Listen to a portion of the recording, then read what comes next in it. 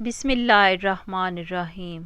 حکایت شیخ سعدی سے ایک سبق آموز حکایت۔ ایک دفعہ ایک بادشاہ نے اپنے 3 وزراء کو دربار میں بلایا اور تینوں کو حکم دیا کہ تینوں ایک ایک تھیلا لے کر باغ میں جائیں اور باغ سے بادشاہ کے لیے مختلف اچھے اچھے پھل جمع کریں۔ وزراء بادشاہ کے اس حکم پر حیران رہ گئے اور تینوں ایک ایک تھیلا پکڑ کر الگ الگ باغ میں داخل ہو گئے۔ پہلے وزیر نے کوشش کی کہ بادشاہ کے لیے اس کی پسند کے مزیدار پھل جمع کرے اور اس نے کافی محنت کے بعد بہترین اور تازہ پھلوں سے تھیلا بھر لیا۔ دوسرے وزیر نے دل میں سوچا کہ بادشاہ ایک ایک پھل کا تو خود جائزہ نہیں لے گا کہ کیسا ہے اور نہ ہی پھلوں میں فرق دیکھے گا، اس لیے اس نے بغیر دیکھے جلدی جلدی ہر قسم کے تازہ، کچے اور گلے سڑے پھلوں سے اپنا تھیلا بھر لیا۔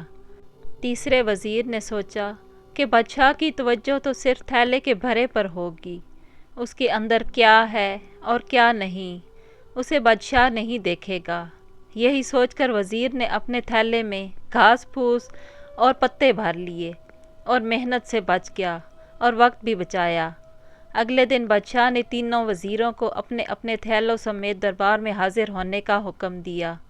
جب تینوں دربار میں حاضر ہوئے تو بادشاہ نے تھیلوں کی طرف دیکھا بھی نہیں اور حکم دیا کہ ان تینوں کو ان تھیلوں سمیت 1 ماہ کے لیے دور دراز جیل میں قید کر لیا جائے۔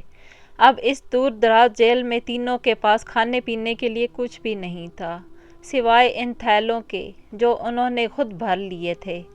اب پہلا وزیر جس نے اچھے اچھے پھل چن کر جمع کیے تھے وہ مزے سے اپنے انہی پھلوں پر گزارا کرتا رہا یہاں تک کہ 1 ماہ بآسانی گزر گیا، اور دوسرا وزیر جس نے بغیر دیکھے تازہ اور خراب تمام پھل جمع کیے تھے اس کے لیے بڑی مشکل پیش آئی۔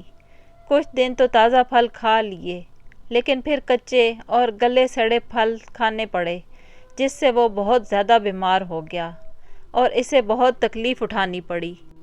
تیسرا وزیر جس نے اپنے تھیلے میں صرف گھاس پھوس ہی جمع کیا تھا وہ کچھ دن بعد ہی بھوک پیاس سے مر گیا کیونکہ اس کے پاس کھانے کو کچھ نہ تھا۔